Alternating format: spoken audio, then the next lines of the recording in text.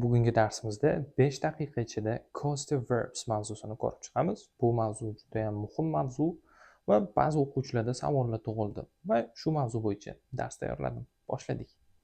Causative verbs. Causative verblar degani o'zbek tilida maqsad fe'llari deb tarjima qilsa bo'ladi. Lekin shunda ham to'g'ri tarjima chiqmaydi baribir. Kelinglar, ular asosiy ma'nosini ko'rib chiqamiz. O'zi nima degan ma'noni bildiradi ingliz tilida. Causative verbs deganda bizda 5 ta asosiy fe'l tushuniladi. Make, help, let, have, get. Bu fe'llarimizni birlashtirib turuvchi jihatda ular hammasi biror bir kishiga biror bir ish harakatni turli xil yo'llar bilan bajartirishni bildiradi. Har bittasini o'zini ma'nosi bor. Make dan boshlaymiz. Make bu kimgadir biror bir ish harakatni majburlab bajartirish degani. Ya'ni siz buyruq berasiz, u bajarishi shart bo'ladi. Formulada subject, ya'ni birinchi o'sha kim buyruq beryapti, kim majburlayapti. Make mana causative verblardan bor. Kimdir majbur qilyapti. Someone kimnidir majbur qilyapti. Verb nimadir qilishga. Va object bu to'ldiruvchi. Bitta gap ko'radigan bo'lsak, the boss, ya'ni subjectda the boss kelyapti. Boss, ya'ni xo'jayin. Causative verblardan make ni oldim. Majbur qildi. The boss made, majbur qildi. Kimni majbur qildi? Alexni nima qilishga majbur qildi? Work, ishlashga. Qancha ishlashga bor? To'ldiruvchi sifatida extra hours kelyapti. Qo'shimcha soatlar ishlashga boss Alexni majbur qildi. Va bitta jihatiga e'tibor bering. Mana bu yerda made Alex bo'lyapti-da, bu yerda fe'lni oldidan to kelmayapti. Mana formulada ham to yo'q. Causative verblarning eng e'tiborli jihati ham xuddi shunaqa. Ya'ni make, help, let, have bo'lyaptimi? Demak, ulardan keyin to ishlatmaslik kerak. Faqat bitta исключениyasi bor, uni oxirida aytaman. Ya'ni bitta istisno holati bor. Davom etamiz. Helpga keladigan bo'lsak, bu yordam bermoq. Buni ko'pchiligimiz bilamiz. Lekin ishlatishda xatoga yo'l qo'yishadi. Yaxshilab e'tibor berib turing. Subjectda I, men, causative verblardan yordam bermoqni oldim. I helped. Men yordam berdim. Kimga yordam berdim? My friend. Do'stimga yordam berdim. Nima qilishga? Mana verb. Do. Bajarishga. Nimani bajarishga? His course project. Object o'rnida kelyapti. Ya'ni o'zini kurs ishini bajarishga men do'stimga yordam berdim degan. Keyingisiga let, ruxsat bermoq. Xuddi helpga o'xshaydi. Let faqat yordam bermoq emasdi, ruxsat bermoq kimgadir nimadir qilishga. Kim ruxsat beryapti?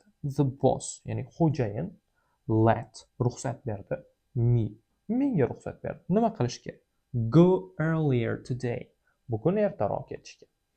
Keyingisiga qaraydigan bo'lsak, have degani ko'pchilik o'ylaydi, bu majburlash, kimnidir biror bir ish harakat bajarishga. Yo'q, have'ni make bilan farqi bor. Bu majburlash emas, topshiriq berish.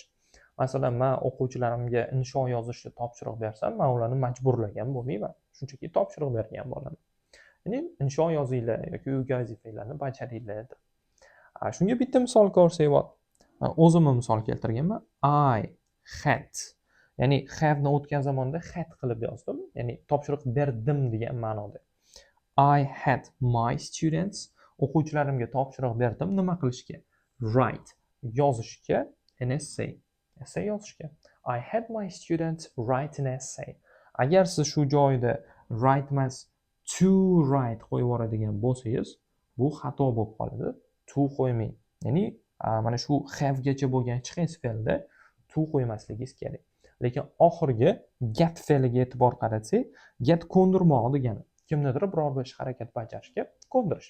Va bitta shu fe'lda istisno va mana shu get fe'lini ishlatganimizda to bilan keladi u o'zidan keyin. Ya'ni mana bu formulaga o'zgartirish kiritadigan bo'lsak, mana bu yoqda get bo'lgan holatda, mana bu yoqda someone, mana bu verbning oldidan to keladigan istisno holati bor. Bitta gap ko'ramiz. I got my friend. Men do'stimni ko'ndirdim degani.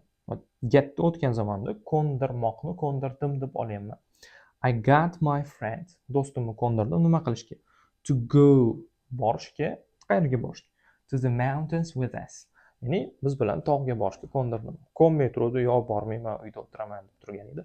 I got my friend to go to the mountains with us. Biz bilan borishga ko'ndirdi.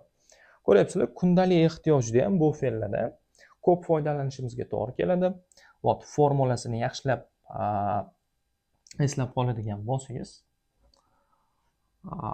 bemalol kundalik hayotda ishlatsangiz ham bo'ladi, speakingda ishlatsangiz bo'ladi, writingda ishlatsangiz bo'ladi. Va cost of verbs bitta so'z bilan aytadigan bo'lsak, mana shularni hammasi. O'ylaymanki foydali bo'ldi. Bu mavzuga gaplar tuzing, yaxshilab o'rganing, hayotingizda ishlating va sizlar bilan Teacher Bobur bo'ldi. Keyingi darsda ko'rishguncha.